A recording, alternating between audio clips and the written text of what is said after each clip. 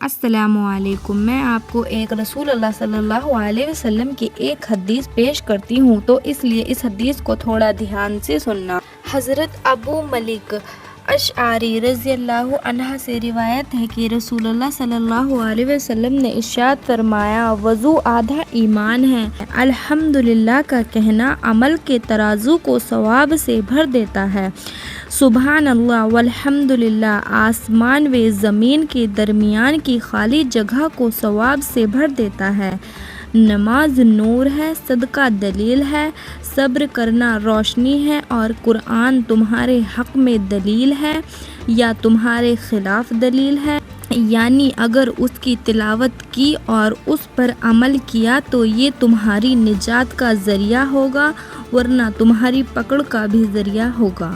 فائدہ تو چلیے سمجھتے ہیں اس کو۔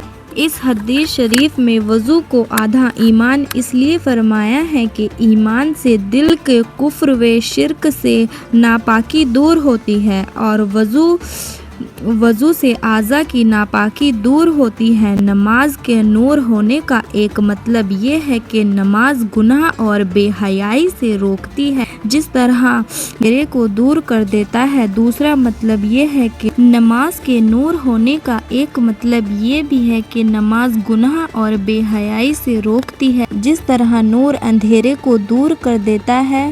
دوسرا مطلب یہ ہے کہ نماز کی وجہ سے نمازی کے چہرہ قیامت کے دن روشن ہوگا۔ دنیا میں بھی نمازی کے چہرے پر تر و تازگی ہوگی۔ تیسرا مطلب یہ ہے کہ نماز قبر اور قیامت کے اندھیرے میں روشنی ہوگی۔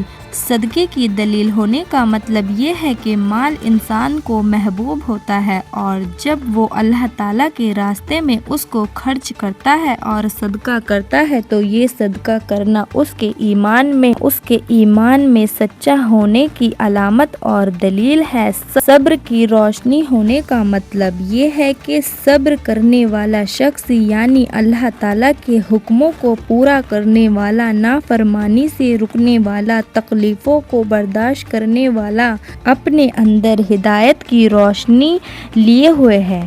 حدیث یہ ہے وضو کے اوپر۔ حضرت ابو ہریرہ رضی اللہ عنہ فرماتے ہیں کہ میں نے اپنے حبیب رسول اللہ صلی اللہ علیہ وسلم کو یہ ارشاد فرماتے ہوئے سنا، مومن کا زیور قیامت کے دن وہاں تک پہنچے گا جہاں تک وضو کا پانی پہنچتا ہے، یعنی اعضاء کے جن حصوں تک وضو کا پانی پہنچے گا وہاں تک زیور پہنایا جائے گا۔ مطلب کہ قیامت کے دن وہاں تک زیور پہنایا جائے گا جہاں تک وضو کا پانی جسم کے حصوں تک پہنچے گا۔